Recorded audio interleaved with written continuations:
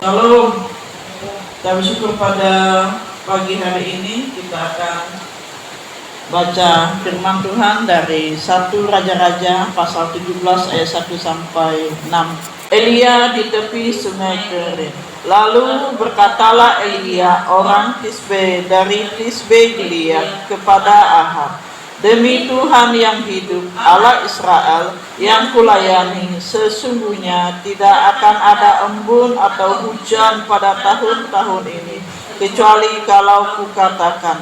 Kemudian datanglah firman Tuhan kepadanya, pergilah dari sini, berjalanlah ke timur dan bersembunyilah di tepi sungai Kerit di sebelah timur sungai Yordan. Engkau dapat minum dari sungai itu, dan burung-burung gagak telah kuperintahkan untuk memberi makan engkau di sana. Lalu ia pergi dan ia melakukan seperti firman Tuhan itu. Ia pergi dan diam di tepi sungai Kerit di sebelah timur sungai Yordan. Pada waktu pagi dan petang, burung-burung gagak membawa roti dan daging kepadanya, dan ia minum dari sungai itu. Kita belajar tentang ketaatan. Apa artinya ketaatan? Ketaatan itu adalah untuk melakukan apa yang Allah perbolehkan. Kita melakukan apa yang Allah perintahkan. Dan kita tidak melakukan apa yang Allah larang untuk kita lakukan. Kita harus melakukan apa yang Tuhan suka dan tidak melakukan apa yang Tuhan tidak suka. Di sini kita belajar tentang ketaatan. Sulit untuk kita taat bukan disebabkan karena perintah Allah itu sulit, melainkan keinginan dalam hati kita yang mengalahkan keinginan untuk taat kepadanya, yaitu karena keinginan daging kita, keegoisan kita, itu yang sulit membuat firman Tuhan itu susah kita lakukan. Tuhan menyangkal diri dan juga kita harus memikul salib. Nah, pada dasarnya kita ini egois, kita menganggap kita ini yang paling mengerti tentang hidup kita, sehingga kita tidak mau diatur, apalagi diperintah. Perintah yang mengikat itu membuat kita tidak nyaman, sehingga maunya hanya melakukan apa yang kita suka.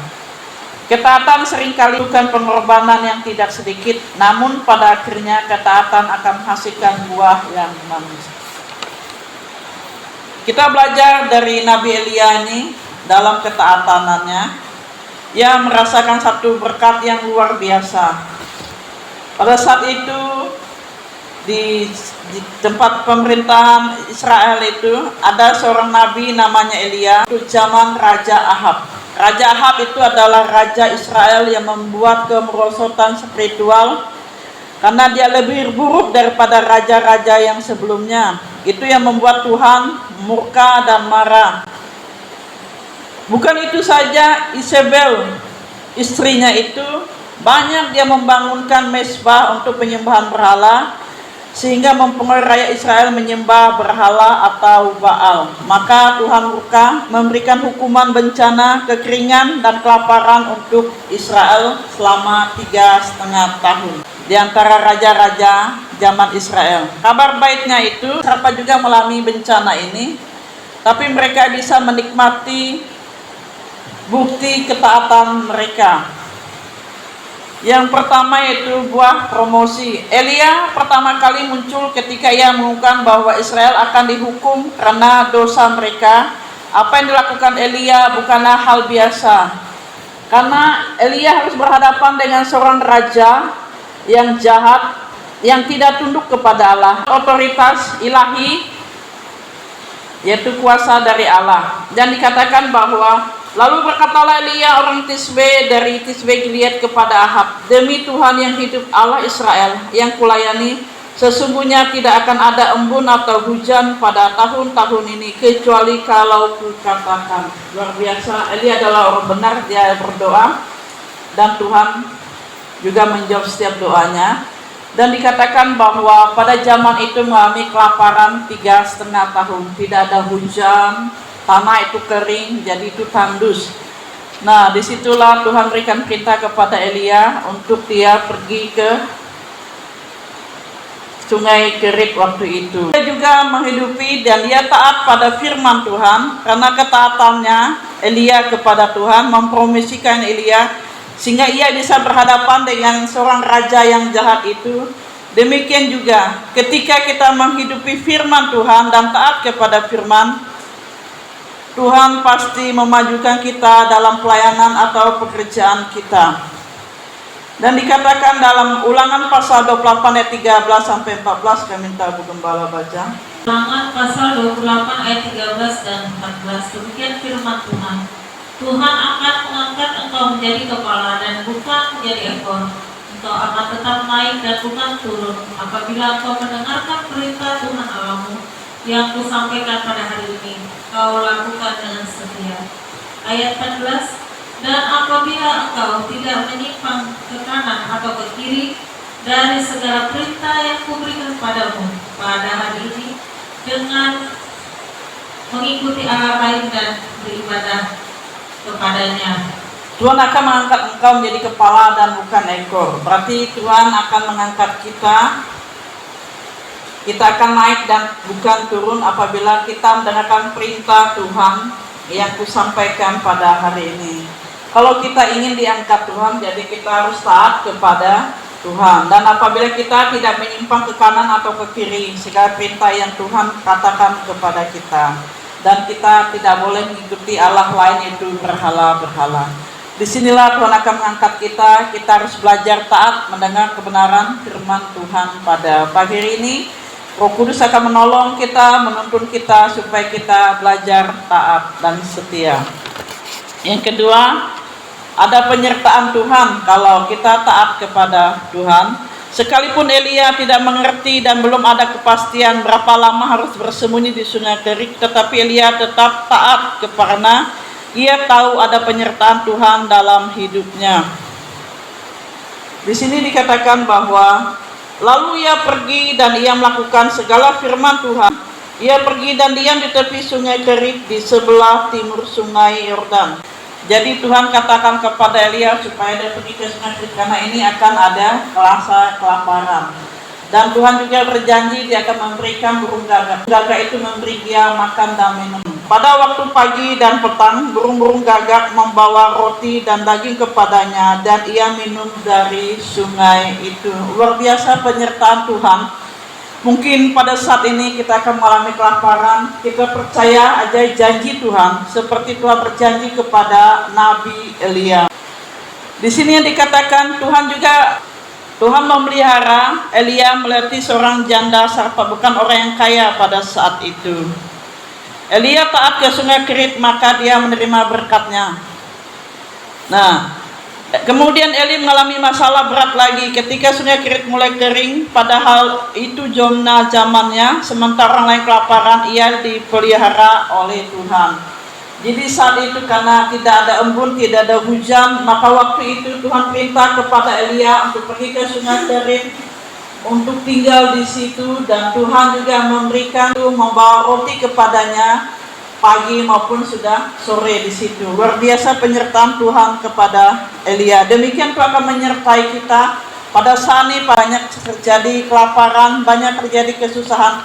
Kita percaya bahwa Tuhan akan memelihara kita. Yang penting kita melakukan perintah Tuhan. Kita berdoa, memuji, menyembah Tuhan.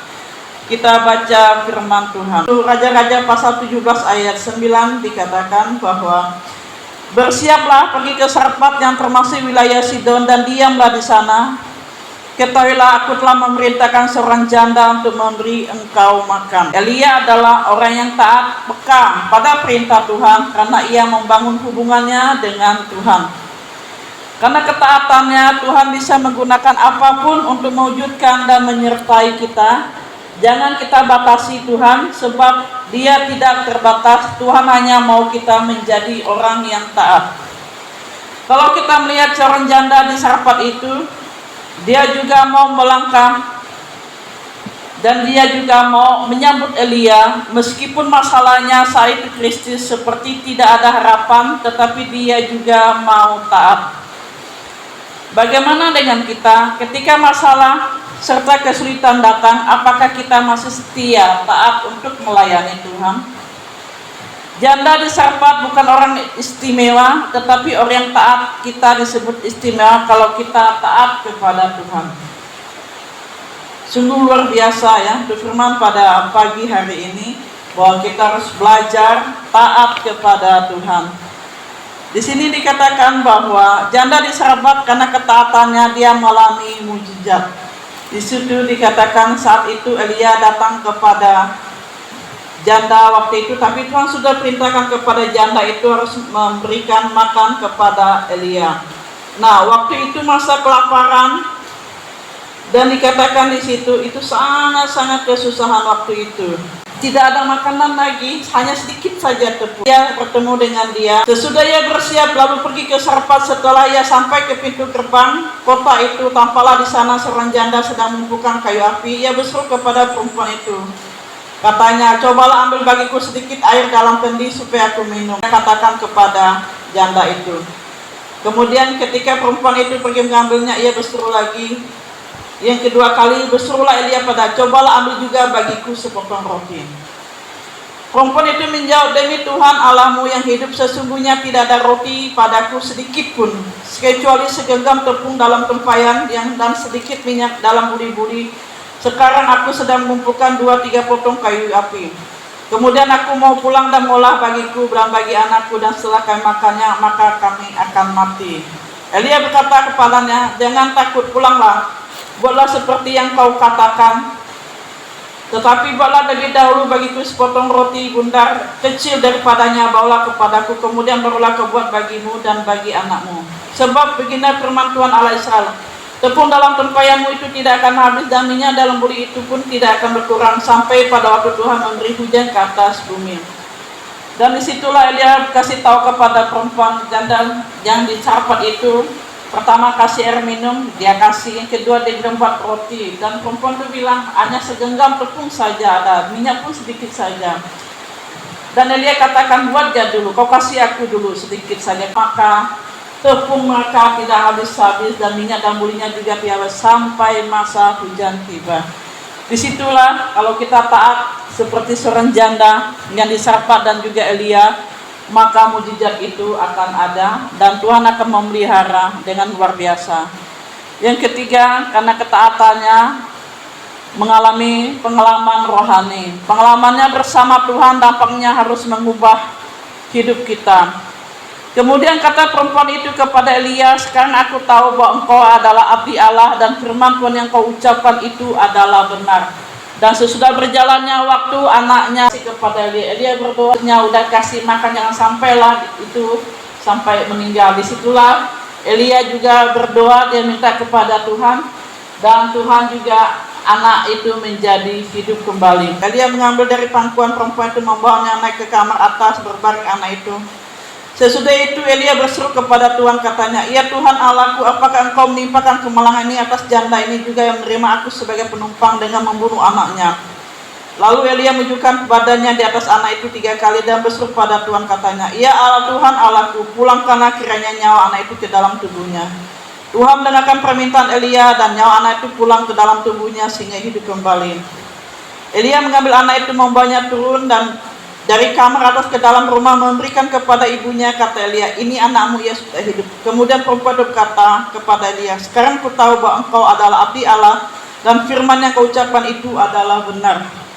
Luar biasa ya, di saat itu memang saat kesulitan, anaknya sakit, mungkin waktu itu belum ada rumah sakit atau apa, maka dia serahkan kepada abdi Allah. Elia berdoa kepada Tuhan dan Tuhan menjawab doa, dan dia kemudian anak itu dia kembali sehat.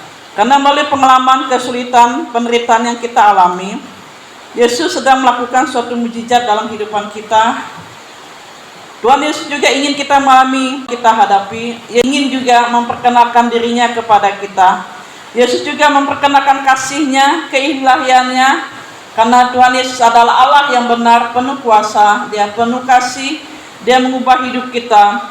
Yesus juga menjadi penolong hidup kita. Ketaatan kita pada Kristus tidak menghapuskan badai hidup, namun pengalaman rohani dengan Kristus itulah yang membuat perubahan hidup. Kita taat kepada Kristus membuat kita bertahan dalam badai. Hasilnya adalah urusan Tuhan, tapi ketaatan itu adalah urusan kita. Ketaatan yang sempurna yang kita lihat, ketaatan Yesus kepada Allah, kepada Bapa, yaitu saat dia taat sampai mati di atas kayu salib. Dia rela disalibkan, mati di atas kayu salib menebus setiap dosa kita. Kita menerima pengampunan dari Tuhan. Kita harus belajar taat dan melakukan firman-Nya dan menyenangkan hati Tuhan, sehingga kita mengalami buah-buah Roh Kudus. Tuhan Yesus berkati.